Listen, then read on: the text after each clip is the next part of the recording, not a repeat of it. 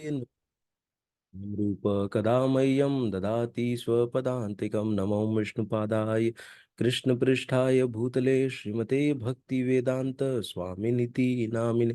नमस्ते सरस्वती देवे गौरवाणी प्रचारिणे निर्विशेष शून्यवादी पाश्चात्य देश तारिणे। जय श्री कृष्ण चैतन्य प्रभु नित्यानंद श्री अद्वैत गदाधर श्रीवासादि गौर भक्त वृंद। हरे कृष्णा कृष्णा कृष्णा हरे हरे हरे राम राम राम हरे हरे। जय श्री प्रभुपाद की जय। अनंत कोटि वैष्णव वृंद की जय। हरे कृष्णा।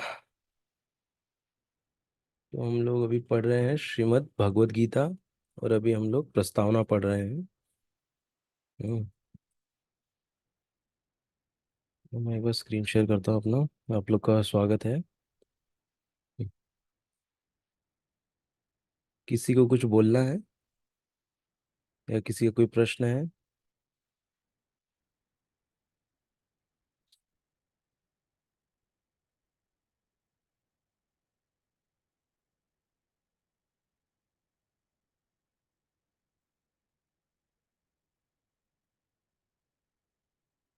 ठीक,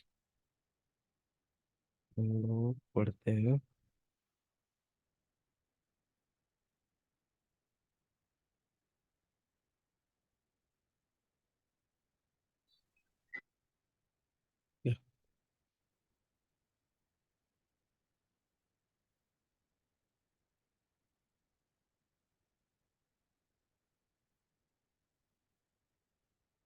एक सेकेंड।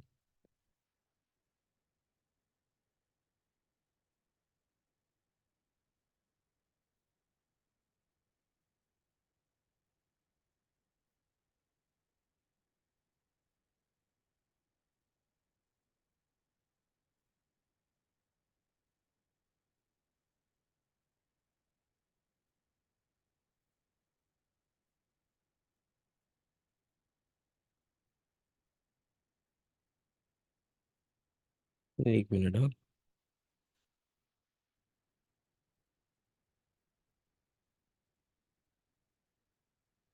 ठीक। आप लोगों को दिख रहा है स्क्रीन?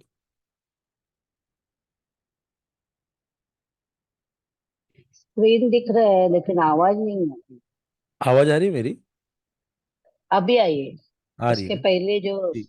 अभी यस। आई। हाँ। ओके माता जी। मंगलाचरण का नहीं है। मंगलाचरण का आवाज नहीं आया है क्या? नहीं आया। अच्छा। मुझे नहीं आया, पता नहीं किसी को आया हो पता। बाकी सबको आया आवाज? हाँ। ठीक। तो हम लोग ने जो लास्ट पढ़ा था, हमने भगवत गीता हमें क्या मतलब जो कंडेंस एक मिला था ना हमने जेम्स, कि भगवत गीता हमें सिखाती है कि किस प्रकार मन तथा बुद्धि को भगवान के विचार में लीन रखा जाए। ऐसी तल्लीनता से मनुष्य भगवत धाम को जाता है। यदि मन कृष्ण की सेवा में लग जाता है तो सारी इंद्रियां स्वतः उनकी सेवा में लग जाती है। यह कला है और यह भगवत गीता का रहस्य भी है। कृष्ण के विचार में पूरी तरह मग्न रहा जाए। ये प्रैक्टिस से आएगा ना। एक बार हो सकता है हमारा एक दिन बहुत अच्छा रहेगा, दूसरे दिन हम डाउन हो जाएंगे ना। वैसे तो थोड़ा थोड़ा कंसिस्टेंटली हमको करना है। एटलीस्ट आधा घंटा से चालू करके 15 मिनट से चालू करके ना। सीधा अगर हम सोचेंगे कि हम 24 घंटा करेंगे तो एक ही दिन कर पाएंगे, उसके बाद फिर हम सोए ही रह जाएंगे ना। तो इसलिए छोटा छोटा प्रयास कर करके फिर धीरे धीरे हम बड़े तक ज़्यादा देर तक हम लोग रह पाएंगे। हम्म, ठीक है। हम्म। किशोर बड़ा प्रभु कुछ बोलना चाहते हैं आप? हैंड रेज हुआ है। ठीक है। तो अभी आगे पढ़ते हैं हम लोग। आधुनिक मनुष्य ने चंद्रमा तक पहुंचने के लिए कठोर संघर्ष किया है, लेकिन उसने अपने आध्यात्मिक उत्थान के लिए कठिन प्रयास नहीं किया। यदि मनुष्य को 50 वर्ष आगे जीना है तो उसे चाहिए कि इस थोड़े समय को भगवान का स्मरण करने के अभ्यास में लगाए। यह अभ्यास भक्ति योग है। श्रीमद् भागवतम श्रवणम कीर्तनम विष्णु स्मरणम पाद सेवनम अर्चनम वंदनम दास्यम सख्यम आत्मनिवेदनम ना।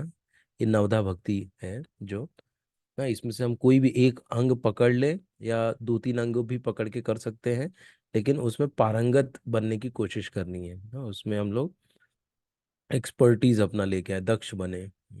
ये 9 विधियां हैं जिनमें स्वरूप सिद्ध व्यक्ति से भगवत गीता का श्रवण करना सबसे सुगम है। जब व्यक्ति भगवत चिंतन की ओर मुड़ेगा, इससे परमेश्वर का स्मरण होगा और शरीर छोड़ने पर आध्यात्मिक शरीर प्राप्त होगा, जो परमेश्वर की संगति के लिए उपयुक्त है। भगवान आगे भी कहते हैं, अभ्यास योग युक्तेन चेतसा नान्य आगामिना परमम पुरुषम दिव्यम याति पार्थ अनुचिंतनत चिंतथन। हे अर्जुन, जो व्यक्ति पथ पर विचलित हुए बिना अपने मन को निरंतर मेरा स्मरण करने में व्यस्त रखता है और भगवान के रूप में मेरा ध्यान करता है, वह मुझको अवश्य प्राप्त होता है ना। कि ये भी एक हमारे लिए बहुत इंपॉर्टेंट श्लोक है। हाँ, हे अर्जुन, जो व्यक्ति पथ पर विचलित हुए बिना, ना पथ पर चैलेंजेस आएंगी, चुनौतियां आएंगी, विचलित नहीं होना है, चलते रहना है, अपने मन को निरंतर मेरा स्मरण करने में व्यस्त रखना।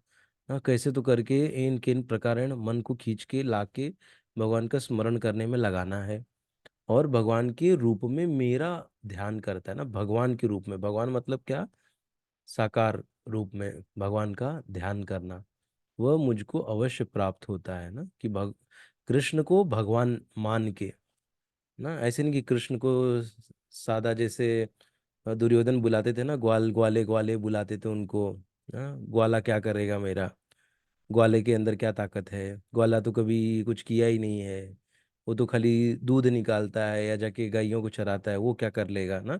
ग्वाले ग्वाले उनको चिल्ला रहे थे, उनको भगवान नहीं मान रहे थे। तो भगवान के रूप में मेरा जो ध्यान करता है ना, तब वो अवश्य मुझको प्राप्त होता है। तो इसीलिए तो ये भगवत गीता जब हम पढ़ रहे हैं, तो हमको कृष्ण को भगवान मान के हमको भगवत गीता पढ़नी है, तभी हमको ये समझेगा भगवान क्या बता रहे हैं। यदि कोई कठिन पद्धति नहीं है, तो भी इसे किसी अनुभवी व्यक्ति से सीखना चाहिए। यह कोई कठिन पद्धति नहीं है, तो भी इसे किसी अनुभवी व्यक्ति से सीखना चाहिए।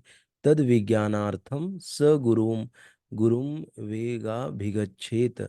मनुष्य को चाहिए कि जो पहले से अभ्यास कर रहा हो, उसके पास जाए। मन सदैव इधर उधर उड़ता रहता है, किंतु मनुष्य को चाहिए कि मन को भगवान श्री कृष्ण के स्वरूप पर या उनके नामोच्चारण पर केंद्रित करने का अभ्यास करे। मन स्वभावतः चंचल है, इधर उधर जाता रहता है, लेकिन यह कृष्ण की ध्वनि पर स्थिर हो सकता है। इस प्रकार मनुष्य को परमम पुरुषम अर्थात दिव्य लोक में भगवान का चिंतन करना चाहिए और उनको प्राप्त करना चाहिए। चरम अनुभूति या चरम उपलब्धि के साधन भगवत गीता में बताए गए हैं, और इस ज्ञान के द्वारा सबके लिए इस ज्ञान के द्वार और इस ज्ञान के द्वार सबके लिए खुले हैं, किसी के लिए रोक टोक नहीं है। सभी सभी श्रेणी के लोग भगवान कृष्ण का चिंतन करके उनके पास पहुंच सकते हैं, क्योंकि उनका श्रवण तथा चिंतन हर एक के लिए संभव है। भगवान आगे भी कहते हैं, माम ही पार्थ व्यवपाश्रित्य ए अपि स्युः पापयोनयः स्त्रियो वैश्यस्तथा शूद्रोस्ते अपियान्ति परां गतिम किम पुनर्ब्राह्मणाः पुण्या भक्ता राजर्षयस्तथा राजर्षयस्तथा अनित्यम अनित्यम सुखम लोकम इमं प्राप्य भजस्य माम। इस तरह भगवान कहते हैं कि वैश्य, पतिता पतिता स्त्री या श्रमिक अथवा अधम योनि को प्राप्त मनुष्य भी ईश्वर को प्राप्त पा सकता है। इसे अत्यधिक विकसित बुद्धि की आवश्यकता नहीं पड़ती। उसे अत्यधिक विकसित बुद्धि की आवश्यकता नहीं पड़ती। बात यह है कि जो कोई भक्ति योग के सिद्धांत को स्वीकार करता है और परमेश्वर को जीवन के आश्रय तत्व के रूप में सर्वोच्च लक्ष्य या चरम लक्ष्य के रूप में स्वीकार करता है, वह आध्यात्मिक आकाश में भगवान तक पहुंच सकता है। यदि कोई भगवत गीता में बताए गए सिद्धांतों को ग्रहण करता है, तो वह अपना जीवन पूर्ण बना सकता है और जीवन की सारी समस्याओं का स्थायी हल पाता है ना, परमानेंट हल पाता है, सॉल्यूशन पाता है। यह भगवत गीता के का सार सर्वस्व है। हाँ, तो सबसे इम्पोर्टेंट क्या है यहाँ पे, ये जो पढ़ा हमने से सीख मिल रहा है कि कोई भी हो ना, कोई भी हो ना, अगर मनुष्य शरीर में है तो वो भगवान को पा सकता है। चाहे वो एकदम गरीब हो, जिसको खाना भी ना मिल रहा हो, ना वो भी पा सकता है भगवान को, अगर वो भगवत गीता में जो भक्ति योग की पद्धति बताई गई है, अगर उसको स्वीकार करता है और सारे सिद्धांतों का अच्छे से पालन करता है, तो उसको भगवान के पास जाने से कोई रोक नहीं सकता ना। और क्या बताया गया है कि वो जीवन को पूर्ण बना सकता है और सारी समस्याओं का परमानेंट हल ना। समस्या क्या है हमारे, जन्म मृत्यु जरा व्याधि, तो इसका स्थायी हल क्या है कि इस जगत में आए ही ना, ना इस योनि में आए ही ना, वापस सीधा हम भगवत धाम चले जाएं ना, जन्म मृत्यु के चक्र से बाहर निकल जाएं, तो हमारा प्रॉब्लम सॉल्व हो जाएगा। तो यही परमानेंट हल है ना। तो ये जब हमको पता चल जाएगा तब तो हम उसके लिए कार्यरत होंगे ना, उसको अचीव करने के लिए। तो वही है, यही भगवत गीता का सार सर्वस्व है ना। ठीक है, मतलब ये सबके लिए सुगम है ना, ये कोई ऐसा टफ नहीं है, या ऐसा नहीं कि कोई अत्यधिक विकसित बुद्धि वाला, जैसे यहाँ बताया गया ना ये लाइन में, अत्यधिक विकसित बुद्धि की आवश्यकता नहीं पड़ती ना, खाली नाम जप करना है, भगवान पे ध्यान केंद्रित करना है, भगवान पे ध्यान लगाना है। करेक्ट। तो इसके लिए हमको पहला तो आहार हमारा शुद्ध होना चाहिए, आहार शुद्ध हो, सत्व शुद्धि ना। तो जैसे आहार हमारा शुद्ध होता है तो धीरे धीरे हमारी बुद्धि भी शुद्ध होने लग जाती है, और फिर हमारा जो मन है भटकना थोड़ा कम होने लग जाता है। हम्म। हम्म, तो ये है, इसको भी हमारा ये इम्पोर्टेंट है थोड़ा। हम्म, इसका भी अगर स्क्रीनशॉट ले सकते हैं हम लोग, ये तो मैं लेके भेजता हूँ, 1 मिनट। हाँ,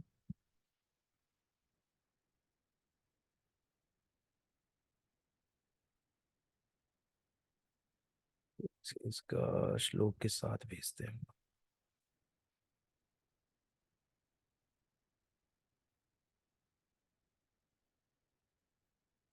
आप लोग को भी अगर कहीं कुछ ऐसा पॉइंट मिले तो आप लोग उसको हाईलाइट करके आप लोग भेज सकते हो ना उसको तुरंत। हम्म।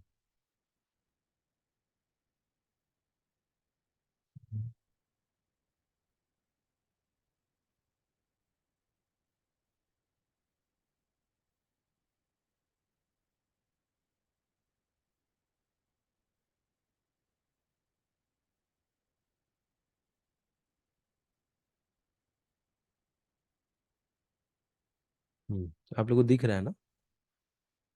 दिख। तो सारांश यह है कि भगवत गीता दिव्य साहित्य है, जिसको ध्यान पूर्वक पढ़ना चाहिए। गीता शास्त्रम इदम पुण्यम, यह पठेत प्रायतः पुमान। यदि कोई भगवत गीता के उपदेशों का पालन करे तो वह जीवन के दुखों तथा चिंताओं से मुक्त हो सकता है। भय शोका शोका अधिवर्जित, वह इस जीवन में सारे भय से मुक्त हो जाएगा और उसका अगला जीवन आध्यात्मिक होगा। हम्म, गीता महात्म्य 9वां है। एक अन्य लाभ भी होता है, गीता अध्ययनशीलस्य प्राणायाम परस्य च नवसन्ति ही पापानि पूर्वजन्म कृतानि च। यदि कोई भगवत गीता को निष्ठा तथा गंभीरता के साथ पढ़ता है तो भगवान की कृपा से उसके सारे पूर्व दुष्कर्मों के फलों का उस पर कोई प्रभाव नहीं पड़ता। भगवान भगवत गीता के अंतिम अंश 18.66 में जोर देकर कहते हैं, सर्वधर्मन परित्यज्य मामेकम शरणम व्रज, अहम त्वाम सर्व पापेभ्यो मोक्षयिष्यामि माँ शुचः। नहीं, इसीलिए क्या है भाई, ये जो ऊपर वाला श्लोक है, गीता अध्ययनशीलस्य हम्म, प्राणायाम परस्य च। यदि कोई भगवत गीता को निष्ठा गंभीरता के साथ पढ़ता है तो भगवान की कृपा से पूर्व दुष्कर्मों के फलों का उस पर कोई प्रभाव नहीं पड़ता। हाँ, अगर बहुत बड़े बड़े पाप किए हैं तभी क्या होता है ना, जीवन में बहुत सारे प्रॉब्लम्स आते हैं ना। ना कि हम लोग को लगता है कि अरे इस जीवन में तो मैंने किसी के साथ कुछ भी बुरा नहीं किया, क्यों मुझे इतने आ रहे हैं ना, प्रॉब्लम्स आ रहे हैं।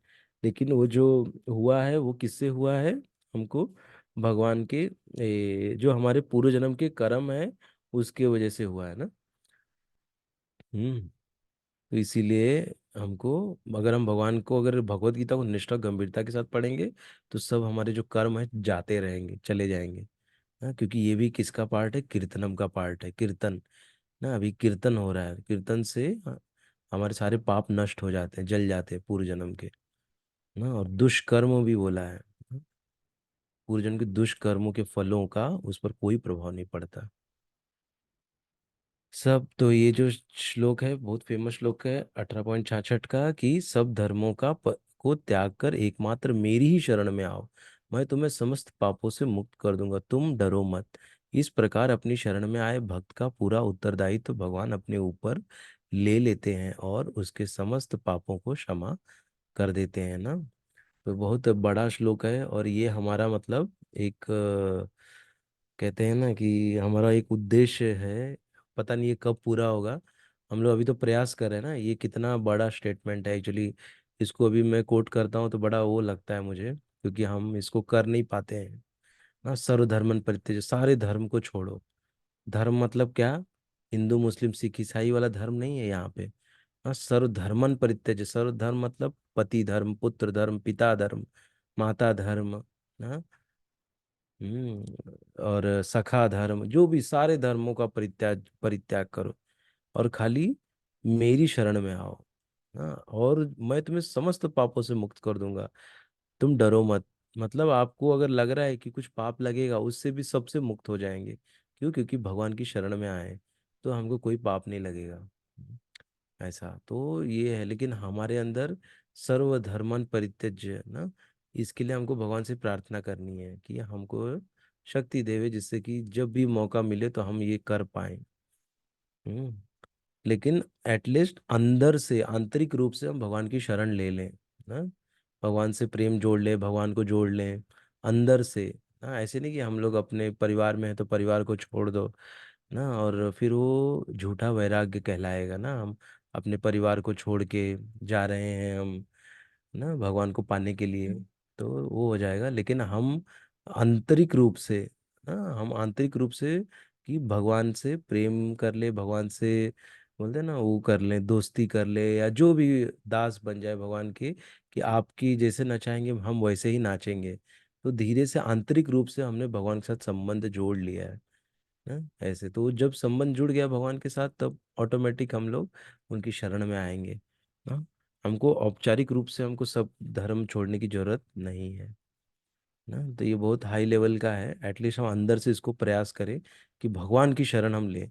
ये ना सोचे कि मुझे इससे संबंध नहीं रखना, उसके साथ संबंध नहीं रखना, ऐसे नहीं करना, ये नहीं।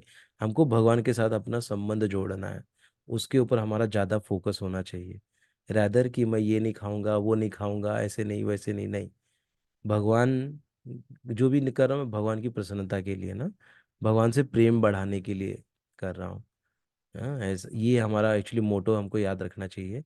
नहीं तो हम ज़्यादा वैराग्य करने लग जाएंगे तो तकलीफ हो जाएगी ना, और वो झूठा वैराग्य टाइप का लगेगा। और ये 1 महीना करेंगे, वापस से वही कार्य करने लग जाएंगे। हाँ, लेकिन अगर भगवान से लव डेवलप हो गया, प्रेम डेवलप हो गया, तो हमारे लिए बहुत आसान हो जाएगा। सर्वधर्मन परित्यज्य मालिने मलिने मोचनम पुंसाम जलस्नान दिने दिने सकृदि सकृदितामृत स्नानम संसार मलाशनम। हम्म, मनुष्य जल में स्नान करके नित्य अपने को स्वच्छ कर सकता है, लेकिन यदि कोई भगवत गीता रूपी गंगा जल में एक बार भी स्नान कर ले, तो वह भव सागर की मलिनता से सदा सदा के लिए मुक्त हो जाता है ना। ना भव सागर ना, ये भव सागर कहा गया है इसको। भव सागर मतलब कि गलत को सही मानना, ना, ना गलत को सही मानना, वही भव सागर है ना। इस भव से हमको, यहाँ से हम पार हो जाएंगे ना, हमको सब सही सही दिखने लग जाएगा ना। मतलब अज्ञानता दूर हो जाएगी, ज्ञान आ जाएगा। तो यही कह रहे हैं कि भगवत गीता रूपी पवित्र गंगा में जल में एक बार भी स्नान कर ले, वह भव सागर की मलिनता से सदा सदा के लिए मुक्त हो जाता है। गीता महात्म्य 3। गीता सुगीता कर्तव्या किमन्ये शास्त्र विस्तरेः या स्वयं पद्मानभस्य मुखा पद्मद्विनीः श्रुता। चूंकि भगवत गीता भगवान के मुख से निकली, अतएव किसी को अन्य वैदिक साहित्य पढ़ने की आवश्यकता नहीं रहती। उसे केवल भगवत गीता का ही ध्यान पूर्वक मनोयोग से श्रवण तथा पठन करना चाहिए। वर्तमान युग में लोग सांसारिक कार्यों में इतने व्यस्त हैं कि उनके लिए समस्त वैदिक साहित्य का अध्ययन कर पाना संभव नहीं रह गया है। परंतु इसकी आवश्यकता भी नहीं है, केवल एक पुस्तक भगवत गीता ही पर्याप्त है, क्योंकि यह समस्त वैदिक ग्रंथों का सार है और इसका प्रवचन भगवान ने किया है।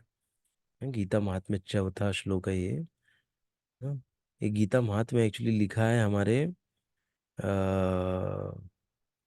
इनका शंकराचार्य। गीता महात्म्य उन्होंने ये सारे श्लोक्स दिए हैं, शंकराचार्य ने। हाँ। तो इसके ऊपर भी हमको एक्चुअली ये बहुत भारी श्लोक हैं, इसके बहुत चिंतन करना चाहिए। अगर इसको हम लोग ना पढ़ेंगे ना 5 6 दिन 7 दिन अगर रेगुलर इन श्लोकों को और इसके अर्थ को, तो हमको भगवत गीता पढ़ने का एक वो मिल जाएगा, मतलब एक इंटरेस्ट पैदा हो जाएगा ना, क्योंकि इसमें क्या हुआ है, भगवत गीता का ग्लोरिफिकेशन किया गया है ना, पढ़ने से क्या क्या होता है। इसीलिए हमको बहुत सॉलिड है ये, बहुत स्वीट श्लोकास हैं ये एक्चुअली। बहुत अच्छा लगता है इसको जब भी पढ़ो। हम्म जैसा कि कहा गया है, भारता अमृत सर्वस्वम विष्णु वक्त्राद्विनिः श्रुतम गीता गंगोदकम पीत्वा पुनर्जन्म न विद्यते। जो गंगा जल पीता है उसे मुक्ति मिलती ही है, अतएव उसके लिए, अतः उसके लिए कहा क्या कहा जाए, जो भगवत गीता का अमृत पान करता हो। भगवत गीता महाभारत का अमृत है और इसे भगवान कृष्ण मूल विष्णु ने स्वयं सुनाया है। गीता महात्म्य 5 है ये। भगवत गीता भगवान के मुख से निकली और गंगा भगवान के चरण कमलों से निकली है। निसंदेह भगवान के मुख से तथा चरण में कोई अंतर नहीं है, लेकिन निष्पक्ष अध्ययन से हम पाएंगे कि भगवत गीता गंगा जल की अपेक्षा अधिक महत्वपूर्ण है। हाँ? अब ये वाला भी बहुत प्रिय एकदम बहुत सुंदर श्लोक है। सर्वोपनिषदो गावो दोग्धा गोपाल नंदन पार्थो वत्स सुधीर भोक्ता दुग्ध गीता अमृतम महत। यह गीतोपनिषद भगवत गीता जो समस्त उपनिषदों का सार है, गाय के तुल्य है, और ग्वाल बाल के रूप में विख्यात भगवान कृष्ण इस गाय को दूह रहे हैं। हम्म। अर्जुन बछड़े के समान है और सारे विद्वान तथा शुद्ध भक्त भगवत गीता के अमृत में दूध का पान करने वाले हैं। ऐसा है कि कैसे बताया गया है ना, गीतोपनिषद भगवत गीता जो समस्त उपनिषदों का सार है, ये सार है, कंडेंस्ड है, मतलब ये पढ़ लेंगे तो हमको बाकी कुछ पढ़ने की जरूरत नहीं रह जाती ना। अगर इसका हम लोग चिंतन मनन करते रहें ना, तो बहुत मतलब इसमें से हमको जब भी पढ़ेंगे हम नया नया चीज इसमें से सीखेंगे। क्योंकि हमारा कॉन्शियसनेस हमारी भावना दिन ब दिन बढ़ते जा रही है। हाँ, तो विकसित होते जा रही है, तो हमको जब भी हम इसको पढ़ेंगे हम नया चीज सीखेंगे। इसलिए यहाँ कहा गया है कि उपनिषद सार है और एक गाय के तुल्य है, और ग्वाल वाल के रूप में विख्यात भगवान कृष्ण इससे गाय को दूह रहे हैं, इसमें से दूध निकाल रहे हैं। और अर्जुन बछड़े के समान है ना, वो भी क्या कर रहे हैं, बछड़ा दूध पीता है, और सारे विद्वान शुद्ध भक्त भगवत गीता के अमृत में दूध का पान करते हैं। और फिर ये भी सबसे जबरदस्त श्लोक है ये, बहुत भारी श्लोक है ये।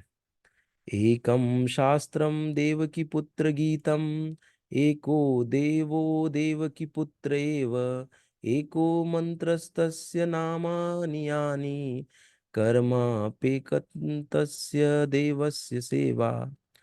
आज के युग में लोग एक शास्त्र, एक ईश्वर, एक धर्म, एक वृत्ति के लिए अत्यंत उत्सुक हैं, अतएव एकम शास्त्रम देवकी पुत्र गीतम, केवल एक शास्त्र भगवत गीता हो जो सारे विश्व के लिए हो।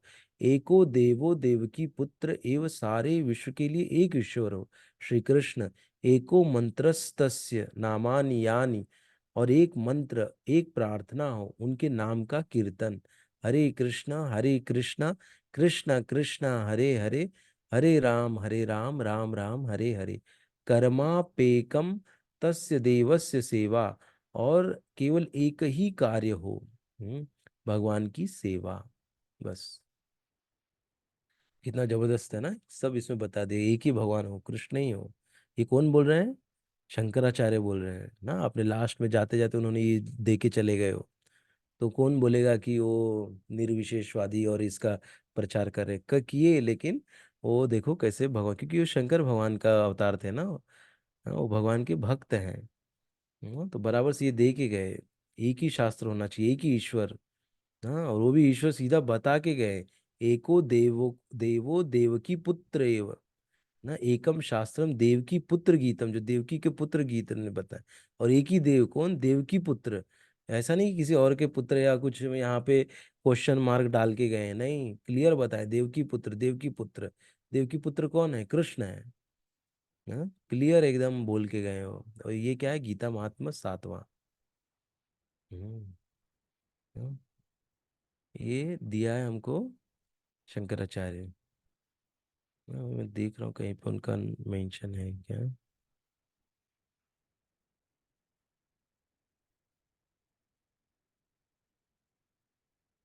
हम्म। अभी ये गुरु परंपरा है ना, कैसे आया है गीता, एवं परंपरा प्राप्तम इमं राजर्षियो विदु। 4.2 का ये श्लोक है, ये भगवत गीता यथारूप इस गुरु परंपरा द्वारा प्राप्त हुई ना, श्री कृष्ण, ब्रह्मा, नारद, व्यास, मध्व, पद्मनाभ, नरहरि, माधव, हाँ ऐसे ऐसे सब लोग आए, अक्षोभ्य, जय तीर्थ, ना ऐसे ऐसे बहुत सारे नाम आए यहाँ पे। फिर माधवेंद्रपुरी आए, लक्ष्मीपति माधवेंद्रपुरी, फिर ईश्वरपुरी, नित्यानंद और अद्वैताचार्य के गुरु थे ईश्वरपुरी, फिर चैतन्य महाप्रभु आए ना। और फिर ईश्वरपुरी और ये, सॉरी, ये लोग तीनों माधवेंद्रपुरी के शिष्य थे।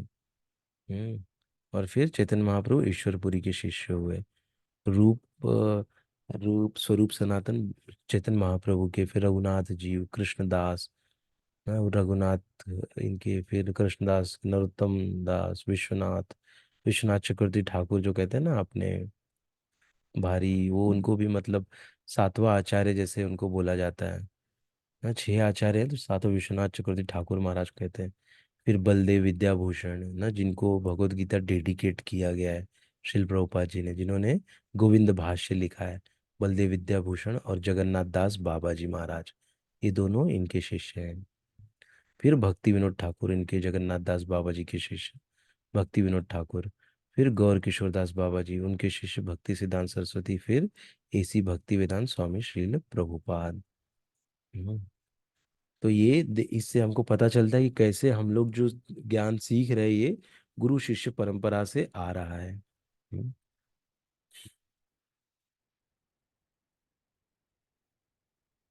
फिर है अध्याय 1 ना, तो ये हम लोग कल इसका प्रारंभ करेंगे। तो हमारा आज यहाँ पर अभी हमने प्रीफेस जो प्रस्तावना है उसको समाप्त किया है ना, और हमको अभी भगवत गीता पढ़ने का एक अच्छा अवसर है, और एक अच्छा मोटिवेशन भी मिला है ना। हमको एक अच्छा प्रोत्साहन मिला है ये प्रस्तावना पढ़ के, कि कितना जरूरी है, और सब सार में इम्पोर्टेंट इम्पोर्टेंट चीज़ें हमको पता चली। और ये गीता का महात्म्य ना, इसमें से हमको एक दो श्लोका हमेशा याद रहने चाहिए, बताने के लिए, किसी को सुनाने के लिए ना, कि गीता कितना जरूरी है, कैसे ये सारे पापों को, दुष्कर्मों का नाश कर देती है ना। ये हमको भी पढ़ना चाहिए, तभी तो हमको विश्वास होगा ना, नहीं तो हमको विश्वास कैसे होगा जब हम पढ़ेंगे ही नहीं, है ना। तो हमको कॉन्फिडेंस आएगा कि भगवत गीता पढ़ना कितना जरूरी। जब हम बोलते हैं ना विश्वस्त हो जाएंगे, तब हम दूसरों को विश्वास दिला सकते हैं कि ये कितना जरूरी है, कितना आपके जो दुष्कर्मों की वजह से जो आपके जीवन में प्रॉब्लम्स आ रहे हैं, उसको समाप्त करने का एक बहुत अच्छा उपाय है ना। उस उपाय को आप ग्रहण करो, उसको पकड़ो। हाँ, तो ये हमको पता चलता है कैसे, जब हम लोग ये सब चीज़ें पढ़ेंगे ना, तभी हमारा थोड़ा निष्ठा और थोड़ा इसको सीरियस हम लेंगे ना, जब हम पढ़ते हैं ना। क्योंकि मेरा भी, मैं देखा हूँ जब भगवत गीता पढ़ने लग गया था, तो एक एक हम मेरी बुरी आदतें सारी छूटने लग गई थी। क्यों? क्योंकि उसमें बताया था कि अच्छी आदत क्या है ना, क्या अच्छा है। जब हमको पता चलेगा तो स्वाभाविक है, बुरा चीज़ तो निकलते जाएगा ना। और ये कौन बोल रहा है? साक्षात भगवान श्री कृष्ण बोल रहे हैं। और प्रभुपाद जी का एक जो लिखा है उन्होंने, उसमें बहुत शक्ति है। जब हम पढ़ेंगे ना, तो ऑटोमेटिक हमारा उसके ऊपर बोलते हैं ना, शब्द पे विश्वास आने लग जाता है, और हमको बहुत मतलब उस पे विश्वास हो जाएगा तुरंत। ऐसे नहीं कि हमको कोई समझाए तब हमको विश्वास होगा, नहीं, तुरंत अंदर से वो आ जाता है हमारे अंदर। हाँ, तो इतनी शक्ति है इसमें। लेकिन हमको कैसा है कि इसका स्टडी करना है ना। अभी हम लोग reading as well as studying भी कर रहे हैं। स्टडी करना मतलब चीज़ों को समझना, सीखना। ना खाली रीड करना मतलब क्या होता है कि खाली बस पढ़ लिया, बट उसको गहराई में उसके गए नहीं, समझे नहीं वो टॉपिक को। ना, तो हम लोग प्रयास करेंगे एक एक श्लोका में प्रभुपाद जी अगर कुछ बता रहे हैं तो क्यों बता रहे हैं, कैसे बता रहे हैं, और उसका क्या रीज़न हो सकता है, उसके अलग और क्या क्या हो सकते हैं ना पहलू। तो इन सब का हम लोग आराम से चर्चा करके भगवत गीता पढ़ेंगे। ठीक है, घाई नहीं करेंगे, आराम से इसको हम लोग इसमें डुबकी लगाएंगे इस बार। इस भगवत गीता में जितना भी समय लगे। लेकिन आप लोग भी थोड़ा सब्र रखिएगा, और मेरे लिए भी थोड़ा प्रार्थना करिएगा, जिससे कि अच्छा अच्छा सोच निकले, इसमें अच्छी बुद्धि मिले, जिससे अच्छा अच्छा चीज़ें निकाल सके हम लोग इसमें ना। और आप लोग को भी कुछ आए तो फटाक से आप लोग भी बोलिए। बोल सकते हैं, कहीं भी कुछ भी याद आ रहा है या कुछ है तो आप भी बोल सकते हैं। तो बहुत बहुत धन्यवाद आप सभी का। कोई है प्रश्न किसी का?